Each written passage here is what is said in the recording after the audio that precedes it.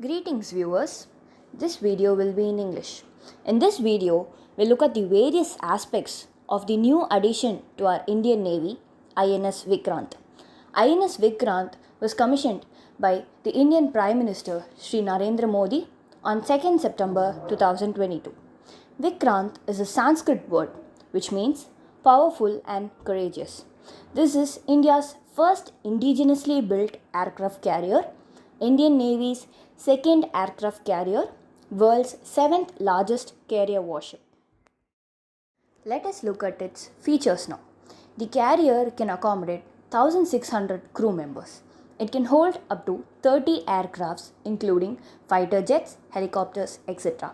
It weighs around 43,000 tons. It is 262 meters long and 62 meters wide. It took nearly 13 years to build the warship. Our first aircraft carrier, INS Vikramaditya, was built on Russian platform. Now, India is joining the allied group of USA, Russia, France, UK, and China, which has the capacity to build their own warships. From this, we can understand how strong today's Indian infrastructure is. Here is an interesting fact to note. This is not the first INS VIKRANT. First INS VIKRANT was built during the 1940s for the World War II, but the British won the war without the ship, so its construction was stopped. Later, post-independence in 1957, India bought the same ship from Britain in an incomplete state and it was completed in Ireland. The warship joined the Indian Army in 1961.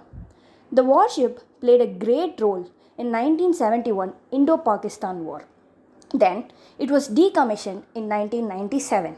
Now, the second INS VIKRANT is different from that of the first one and will be a major boost to our Navy as it is an indigenously made warship. The warship has been built using indigenous equipment and machinery supplied by India's major industrial houses as well as over 100 MSMEs. The next important factor to be noted is the new ensign of the Indian Navy. The previous Navy ensign had the Indian flag, the Indian emblem, and notably the St. George's Cross from the English flag. Now, this cross has been removed to signify that the shades of the colonial past no longer bother India. Now, the new ensign draws our attention. It has the national flag on one end and an octagonal icon on the other. In the octagonal icon is seen the anchor embedded in a shield and on top of which is our national emblem signifying steadfastness. Next, the octagonal shape is said to denote the 8 directions and the ability of the Indian Navy to navigate in all dimensions.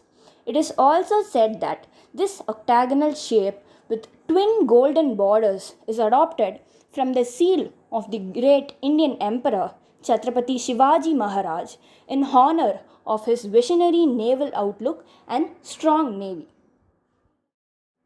Now, with the new emblem and the new carrier, India is re-establishing her lost glory and strength at the seas, which was at the peak during the time of the Cholas. We should not forget that India is surrounded by water on 3 sides and has a long coastal line which measures approximately up to 7,500 kilometers, which necessitates India to have a strong naval force. One of India's neighbors, Sri Lanka, is also in a vulnerable situation and China is promptly making use of it.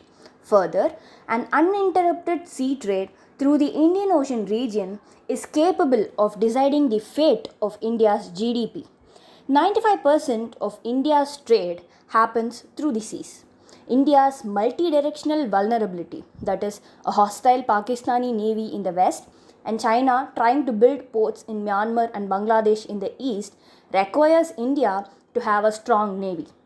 Having a strong navy is not a provocation for war, but is a surest guarantee of peace. India is stubbornly marching in that direction proving her indigeneity and independence while we just celebrated our 75th Independence Day. A lot more is to come before the 100th year of independence. Let us wait, watch, and salute the achievements of independent and resilient India. Jai Hind.